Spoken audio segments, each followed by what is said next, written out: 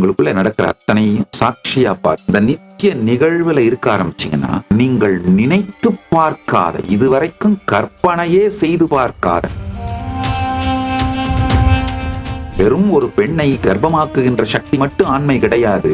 ஒரு நல்ல தந்தையாகின்ற சக்தி தான் ஆண்மை. வாழ்க்கையில பல நேரத்துல நமக்குள்ள நாம மெச்சூர்டா இல்லாம இருக்கிறதுனால வெளியில இருக்கிற உறவுகளை பற்றி வச்சிருக்கிற பார்வைகள் எல்லாம் போலியானவை. அந்த பார்வையெல்லாம் ரிஜிடானது, உண்மை சத்தியத்தின் மீது ஸ்தாபிக்கப்பட்டது கிடையாதுங்கய்யா. நீங்க எல்லாருமே பாத்தீங்கன்னா எண்ட்லெஸ் டிஸ்ட்ராக்ஷனை சுகம்னு நினைக்கிறீங்க, பயத்தை பாதுகாப்புன்னு நினைக்கிறீங்க. கிடையாது. இந்த விழிப்பு துரியம் சமாதின்னு நான் சொல்லிட்டு இருக்கேன். நீங்க அதை பத்தி ஒரு சின்ன டெஃபினேஷன் சொல்லிடுறது என்ன அப்படின்னு.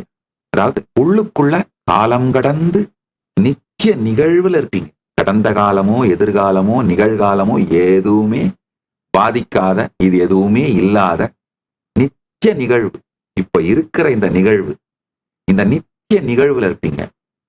வெளியில நீங்க உபயோகப்படுத்துற இந்த மனம், உடல், இதை வச்சு செயல்படுறது எப்படின்னு பண்ணுவீங்கன்னா, ஒவ்வொரு வினாடியும் உங்கள் வாழ்க்கை என்பதை புரிந்து செயல்படுவீங்க. காலத்துக்கு உள்ளே இயங்குகின்ற மனம், உடல் ஒரு வினாடியை கூட வீணாக்காமல் குறிக்கோளை நோக்கி இயங்குவதும், காலத்துக்கு அப்பாற்பட்டிருக்கும் உங்கள் ஆன்மா, நீங்கள் நித்திய நிகழ்விலே எதை பற்றியும் கவலை இல்லாமல் இருப்பதும், இந்த இரண்டுமே சைமல்டேனியஸா நடக்குங்கய்யா. ஸ்ட்ரெஸ் இல்லாம 24 மணி நேரம் வேலை செய்வீங்க. 24 மணி நேரமுமே வெக்கேஷனாவே இருக்கும். அதுவே வெக்கேஷனா இருக்கும், அதுவே வேலையா இருக்கும், அதுவே இனிமையான என்டர்டெயின்மெண்டா இருக்கும், அதுவே வாழ்க்கையோட என்டர்டெயின்மெண்டா இருக்கும். அதுதான் என்லைட்டன்மெண்ட். என்டர்டெயின்மெண்ட்டும் என்டர்டெயின்மெண்ட்டும் ஒர்க்கும், உங்களுடைய தொழில், உறவுகள், வாழ்க்கை, வெக்கேஷன், இது எல்லாமும் ஒன்னா 24 மணி நேரமும் ஒரே மூட்ல இருக்கும். அதாங்க என்லைட்டன். வேலை தனி, வாழ்க்கை தனி, என்டர்டெயின்மெண்ட் தனி, என்ஜாய்மெண்ட் தனி, ஸ்ட்ரெஸ் ஒண்ணுமே இருக்காது. உள்ளுக்குள் இந்த கான்ஷியஸ் சாவரனிட்டி, ஆன்ம சுதந்திரம், உங்களுடைய கான்ஷியஸ் சாவரனிட்டியை ரீக்ளைம் பண்ணுங்க. அதுக்கான வழிதான் நான் சொல்றேன். உள்ளுக்குள்ளும் வெளியிலும் நடப்பவை அனைத்தையும் சாட்சியாக பாருங்கள். உள்ளுக்குள்ள கொந்தளிக்கும் போது உள்ளுக்குள்ளேயும் வார்த்தைகளை உபயோகப்படுத்தாதீங்க, வெளியிலையும் வார்த்தைகளை உபயோகப்படுத்தாதீங்க. ஒரு 10 நாள் தான் அந்த மனப்பழக்கம் வர்றதுக்கு ஸ்ட்ரகிள் பண்ணுவீங்க. ஆனா வந்துருச்சுன்னு வச்சுக்கோங்க, முடிஞ்சது. உங்களுக்கும் அது பழக்கமாயிடும். சாட்சியா இருக்கிறது உங்களை சுத்தி இருக்கவங்களுக்கும் பழக்கமாயிடும். நீங்க இப்படிதான் இருக்க போறீங்கன்னு. ஒரு மாசத்துல உங்க லைஃபே வேற லெவலுக்கு மாறிடுங்க. சாமி, நான் இந்த மாதிரிலாம் சாந்தமா பீஸ்ஃபுல்லா இருந்தா என் கேர்ள் ஃபிரெண்ட் என்னை விட்டு ஓடி போயிடும் சாமி. விட்டது தலைவலி, விட்டது தருதரம், நிம்மதியா இருங்கப்பா. நீங்க மெச்சூர்ட் ஆகும் பொழுது, நீங்க என்ன மெச்சூரிட்டி லெவலுக்கு ஃப்ரீக்வன்சிக்கு போறீங்களோ அந்த ஃப்ரீக்வன்சிக்குரிய உறவுகள் உங்களை சுத்தி தானாவே வருங்க. அந்த உறவுகளோட வாழுங்கயா. இந்த old environment, old people, old ஃப்ரீக்வன்சியில நீங்க கட்டமைத்த ஈகோ சிஸ்டம் அது உடையட்டுங்கய்யா. அதுல இருந்து வெளியில வாங்க. இந்த பரமசாந்த நிலை, முழுமையான சாட்சி நிலை, பரம சாட்சி நிலை, பரம சித் நிலை, இந்த சமாதி பழகுங்கள்.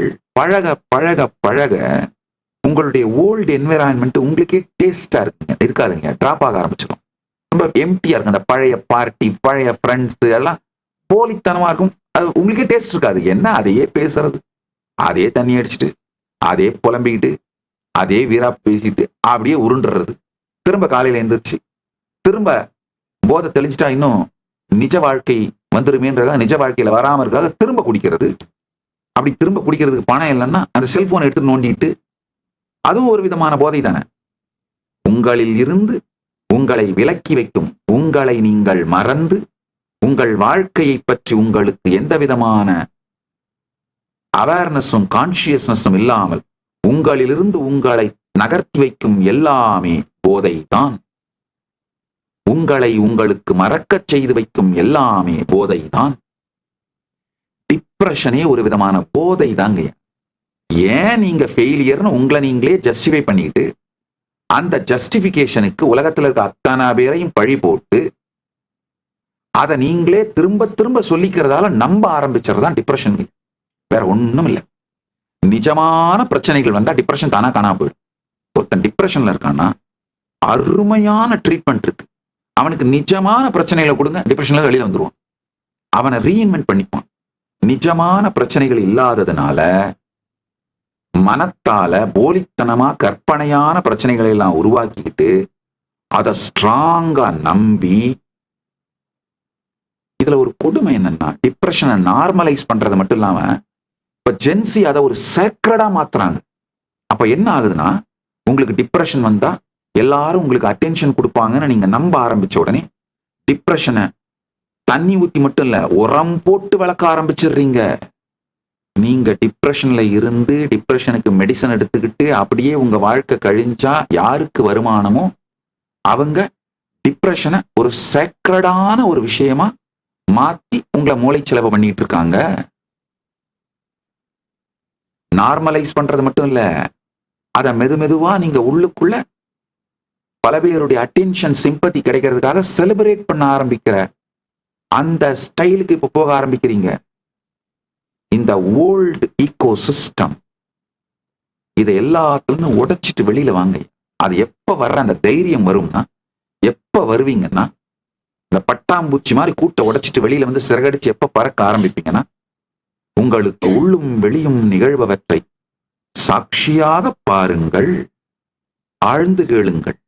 இந்த ஒரே ஒரு சமாதி பழகுதல் ஆரம்பிச்சீங்கனாலே உள்ளுக்குள்ளேயும் வெளியிலையும் ஏகப்பட்ட மாற்றங்கள் வந்துருங்க. உங்க டேஸ்ட் மாறிடுங்கயா லைஃப்ல. உணவு, உடை, இது சம்பந்தமா மட்டும் இல்ல, உறவு, உங்க குறிக்கோள், சகலத்தை பற்றிய டேஸ்ட் மாறிடும்.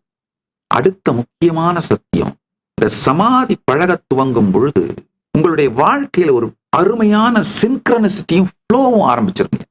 நீங்க யாரா மாறணுமோ, உங்க வெற்றி, நிஜமான நீங்களும் உங்களுடைய தினசரி வாழ்க்கையும் ஒரு இனிமையான சின்க்ரனிசிட்டிக்கு வந்துருங்க, ஃப்ளோக்கு வந்துரும். உங்களை அறியாமலே எக்ஸ்ட்ராடினரியான விஷயங்கள் உங்களுக்குள்ள மலர ஆரம்பிக்கும். உங்களுக்குள்ள நடக்கிற அத்தனையும் சாட்சியா பார்த்து இந்த நித்திய நிகழ்வுல இருக்க ஆரம்பிச்சீங்கன்னா, நீங்கள் நினைத்து பார்க்காத, இதுவரைக்கும் கற்பனையே செய்து பார்க்காத சாத்தியங்கள் சத்தியமாவதும் நிஜம் ஆவதும், அதை நோக்கி செல்ல முடியுங்கிற தைரியம், ஸ்ரத்தை, தெளிவு, உயிர்மை உங்களுக்குள்ள மலர்றது நீங்களே பார்ப்பீங்க.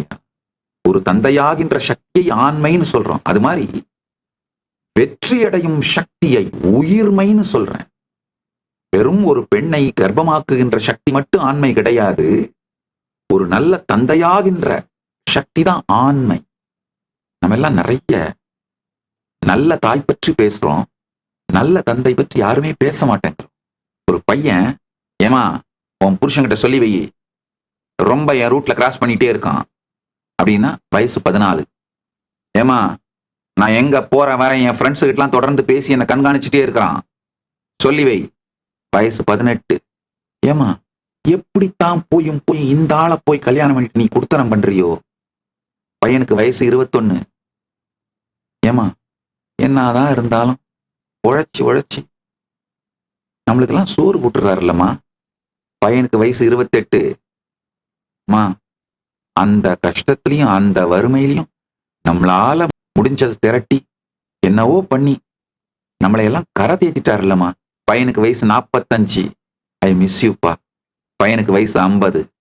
நல்லா புரிஞ்சுக்கோங்க, வாழ்க்கையில பல நேரத்துல நமக்குள்ள நாம மெச்சூர்டா இல்லாம இருக்கிறதுனால வெளியில இருக்கிற உறவுகளை பற்றி வச்சிருக்கிற பார்வைகள் எல்லாம் போலியானவை. அந்த பார்வையெல்லாம் ரிஜிடானது, உண்மை சத்தியத்தின் மீது ஸ்தாபிக்கப்பட்டது கிடையாதுங்கய்யா.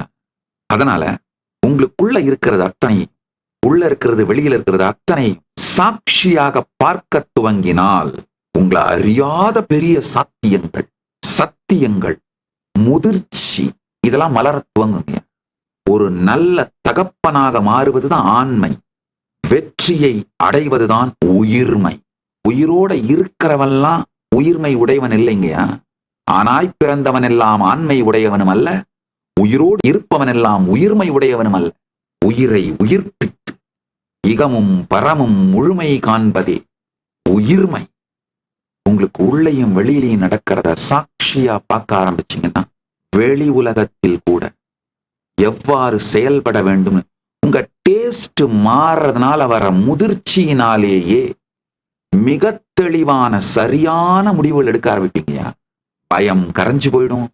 ஐயா, நீங்க எல்லாருமே பாத்தீங்கன்னா எண்ட்லெஸ் டிஸ்ட்ராக்ஷனை சுகம்னு நினைக்கிறீங்க, பயத்தை பாதுகாப்புன்னு நினைக்கிறீங்க. கிடையாது. பயத்தால் ஒரு நாளும் பாதுகாப்பு வருவதில்லை. எண்ட்லெஸ் டிஸ்ட்ராக்ஷன்ஸ் சுகமும் கிடையாது. எண்ட்லெஸ் டிஸ்ட்ராக்ஷன்ஸ் சுகமும் தருவதில்லை. சாட்சியா பார்க்கும் பொழுது வருகின்ற தெளிந்த புத்திதான் எதிர்கால வாழ்க்கைக்கு மிகப்பெரிய பாதுகாப்பு. மீண்டும் ஒருமுறை கதவை திற, காற்று வரட்டும். பகவான் ஸ்ரீ நித்யானந்த பரமசிவம் அருளும் சிறப்பு நீரலை சத்சங்கம்.